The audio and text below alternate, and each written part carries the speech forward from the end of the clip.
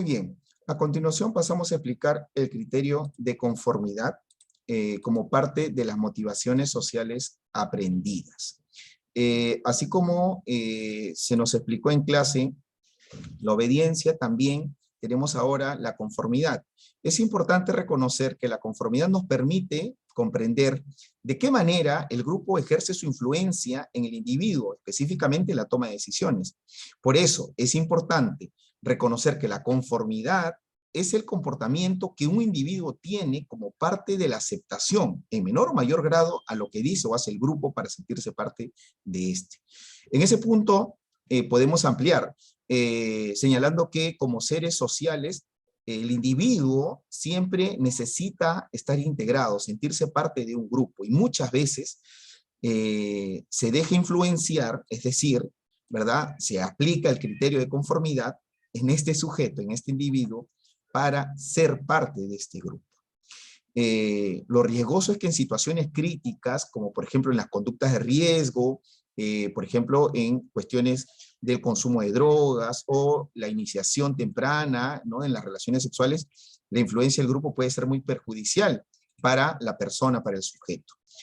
Bueno, existen dos tipos de presiones, de presión social, una de manera indirecta, ¿verdad?, y otra de manera directa. En el ejemplo aquí, bueno, esto es una presión social de manera indirecta que se nos mostró en clase también.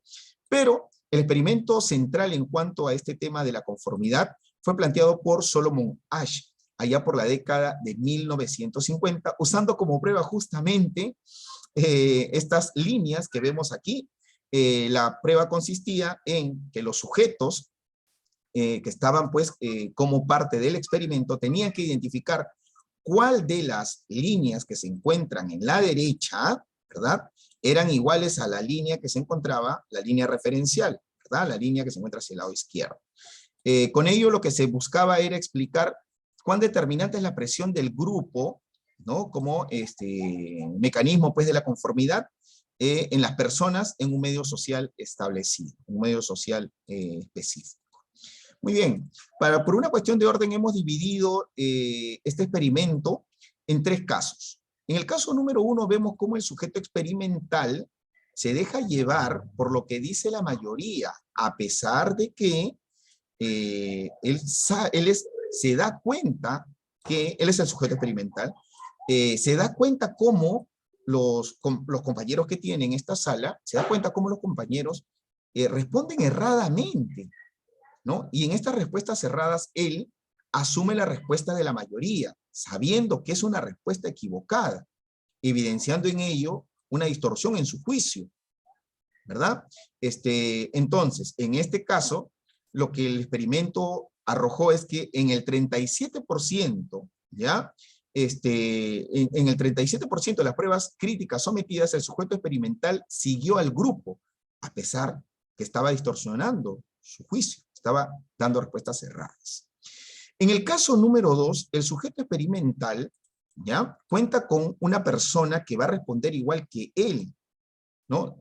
Claro, el sujeto experimental no sabe que esta persona es parte, como en el primer caso, que es parte del experimento. Lo que se buscaba aquí era saber si, al tener una persona que responde acertadamente, el sujeto experimental se deja llevar por la mayoría o responde según su percepción correcta. Y lo que nos dice los resultados de esta prueba experimental es que el sujeto, ¿ya?, o mejor dicho, ¿no?, la influencia del grupo disminuyó, ¿ya?, a un 5% ante las pruebas sometidas. Es decir, ante la falta de unanimidad en la respuesta y el sujeto experimental teniendo un compañero, una persona que respondía igual que él, entonces respondía acertadamente, disminuyendo así la influencia del grupo.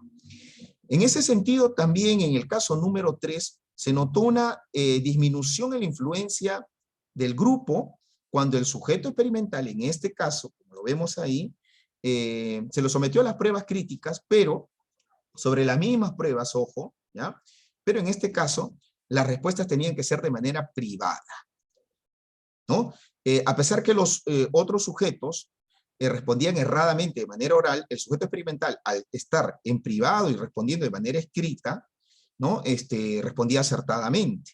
Ello evidenció que la conformidad en este caso se redujo a los 2/3, ¿verdad? De la prueba total. Ante ello podemos llegar a las siguientes conclusiones. Para poder explicar nosotros los dos tipos de conformidad, tanto la informativa como la normativa, en la primera es fundamental la información que recibe el sujeto. La información que recibe el sujeto del grupo.